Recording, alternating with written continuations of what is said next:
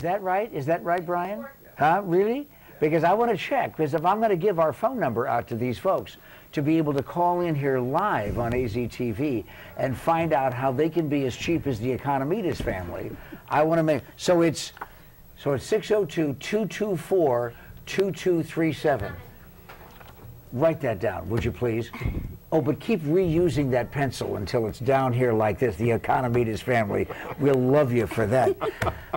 Welcome back. Well, hi. It's good to see you. This is only part of the family. We're going to have, I mean, you only have so much room, for crying out loud, for the Greek family to come visit.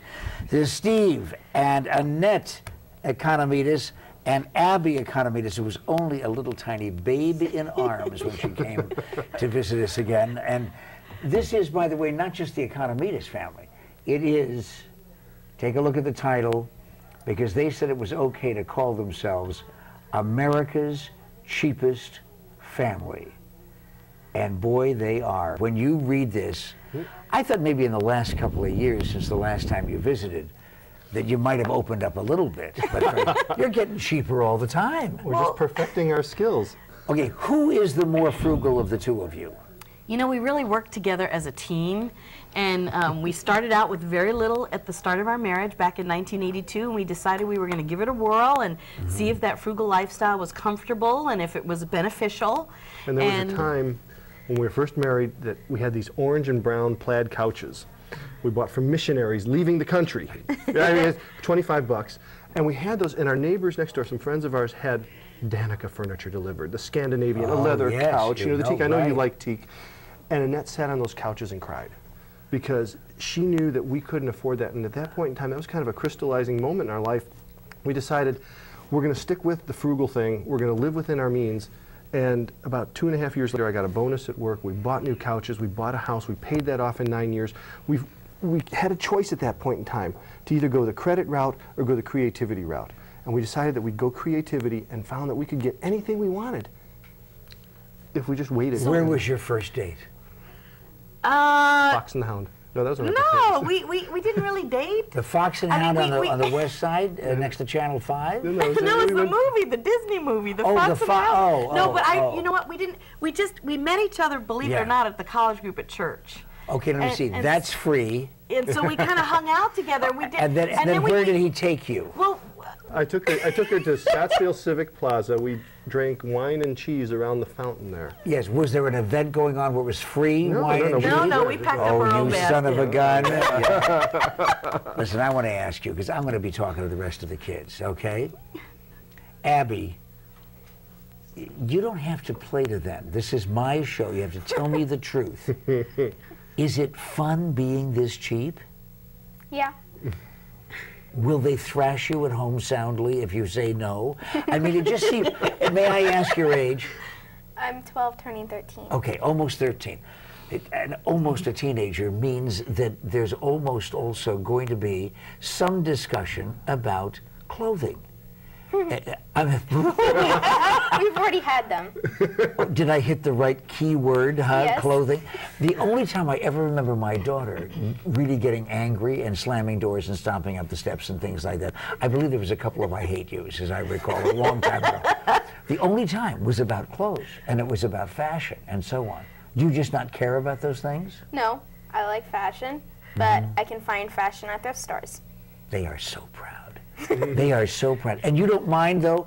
Do you ever get kidded, particularly since you are a very public family now with a best-selling book and all of those things? Do you get kidded at school? Hey, nice outfit, Abbey. Did that come from the thrift store? No. Really? Because a lot of kids are concerned about that. And a lot of kids, of course, are also concerned about why it is that you brought your baby. Well, Samantha, the American Girl doll, I wanted to get her because I wanted my own American Girl doll that looked like me, and she was the best historical character that looked like me. When was this? So probably around when I was 10. Uh-huh. And so if I bought her from the catalog, it would be around $100 or maybe 150. So I checked eBay, and I kept looking on eBay and looking, and then I finally found it, and she was going for $70, and I won the bid, and I bought her. Look at these smiling people, these parents. Now, is this as a result of propaganda and brainwashing, or do they really honestly enjoy this frugality? I think all the kids are at the point now where, since they have to spend their own money and earn their own money, that they see the value in thrift stores and being careful with how they find the things that they find. They realize that they can find everything they need or they want and not have to pay retail for that. And the whole bottom line is, in the book, we wrote a chapter about how we taught our kids to handle money. And the thing we've done is, they have to spend their own money. They have to earn it, they have to research, and they have to spend it. Well, they're a heck of a lot more careful with with the money that they've earned than if we handed them a $20 bill. You do know we're going to be talking to the rest of the kids in the next segment. You ask them. And you're going to be asked to leave the studio. That's fine. That's fine. All right, so now you're selling books. This is very, very successful. You're on Good Morning America. You're on all of those television shows. You're on the Pat McMahon show. This is the pinnacle. And, all right, so there's a little extra income coming in. Yeah, okay. Not as much Very as you little. would think. But I mean, with just a little extra stuff going on the side here, with some checks coming in from the publisher, have you indulged yourself at all? We've got a comfortable lifestyle, Pat. And we've just told people we might take a fancier vacation or something if it really starts. What would you rolling in. consider a fancy vacation? The Queen married. No, I don't want to do cruise. 21-day cruise. No. We're gonna take her. I'll take her to the Bahamas. We got to Cancun. Oh. That's as far as we went before. It was too far to travel to the Bahamas, but But we'll go to the we'll find a Bahamas. deal on Yeah. lodging and a deal on Yeah, try a food. hotel this time. The thatched hut on the we've beach. done hotel vacations, but it doesn't have to be the most luxurious resort kind of a thing. Listen, I got to get the kids in here, but I want to find out now from Mom and Dad before the kids come in to tell me the truth.